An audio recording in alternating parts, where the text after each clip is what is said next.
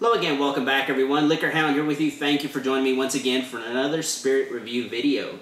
And today we're going to be sitting down with a couple of tequilas from the Toro De Lidia line. This is the Añejo and the Extra Añejo. Now the reason I chose these today was simply because National Tequila Day is coming up upon us. It will be July 24, 2014, so you're just about getting a full week's notice so you can be ready with your favorite tequila on that day. Alright. One thing that kind of led me to pull these two for you was A, the quality, and B, the price. Those are the first two things that I really were happy with about this line. The price point being about $30 for the Añejo, about $35 for the Extra Añejo, which is insane because only $5 more is pretty crazy in the industry. Typically, Extra Añejos are going to be about $80 to $100 and up. So to find one around $35 is very, very rare.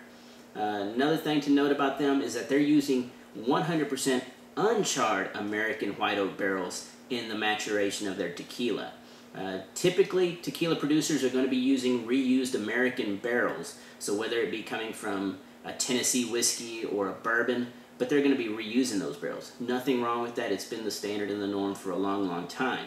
But they're taking a different route. They're using those uncharred American white oak barrels, so we're going to see what that does to the spirit.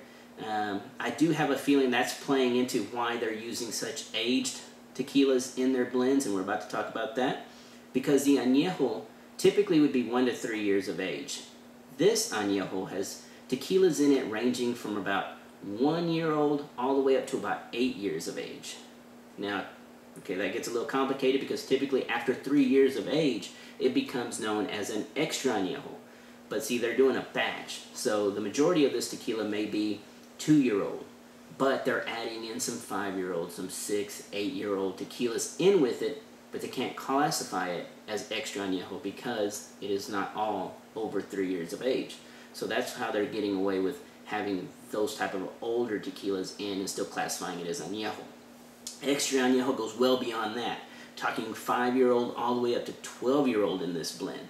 So I'm imagining there's going to be some big differences on the nosing and the taste profiles of each of these. Okay, so let's go ahead and get to the nosing. Añejo first.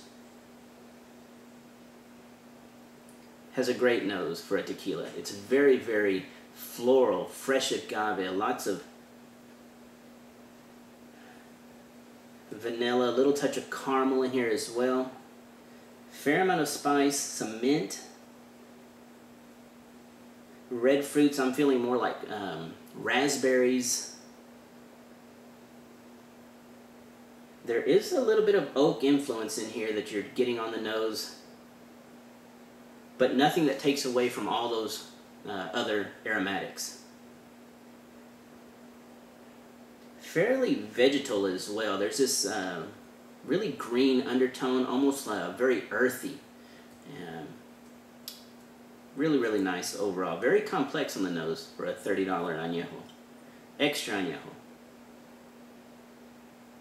Wow. The agave is not as fresh on this one. It's definitely there, but it's being covered up a little bit by a massive oak influence. Floral notes are still there. Mint is there. Not so much caramel or vanilla. It's starting to feel, the oak is actually beginning to feel a little damp, a little more, even as this one was a little touch of earthy, a little bit of minerality to this one on the nose. This one feels a little damp, a little almost musty underneath. Fortunately, the floral aspect, the fresh agave that's still peeking through, and the mint are all hanging on, so they're keeping it from totally dragging down and feeling very, very old. Alright, let's get to the taste. The Añejo first.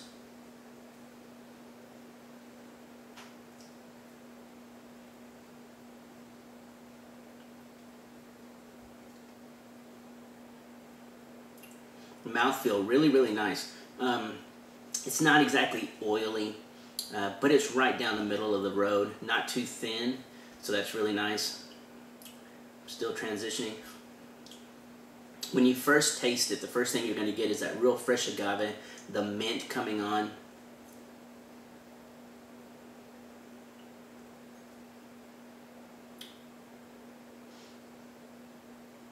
Nice vanilla. The fruits are rolling in, some berries again. But then a spice swell starts coming up right in that mid palate, and it swells pretty nice. There's also a fair amount of oak coming in with it. Starting to feel a little bit of that green vegetal. It's almost the tannins, those really oak tannins are kind of coming through. So to whereas in these barrels they weren't charred, so you're not going to get a lot of that caramel and a lot of sweetness. You're getting the sweetness strictly from the agave, but then where you're feeling that is on that mid palate. As that oak's coming in, it's simply just oak and green tannins.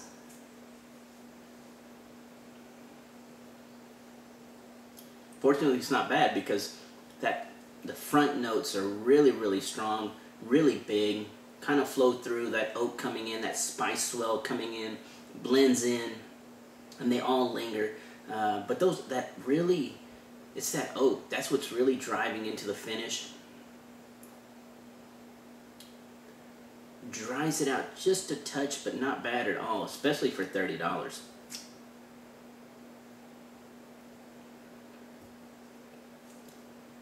All right, extra añejo.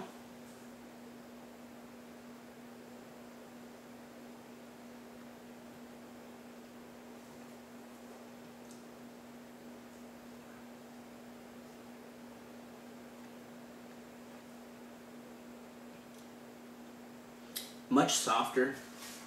Definitely feels a little bit more oily than this one did. But just like the nose, the agave does not feel as fresh. There's not as much mint. It is there. Fruits are still there. That little floral aspect that I was getting in this one is definitely here. That extra aging definitely got rid of that green vegetal note that I was getting on the aromatics, on the taste of this one. It's gone here, replaced by that oak. The tannins do not feel as strong as they did in this one either. Almost a little bit of cigar leather on the finish of this one.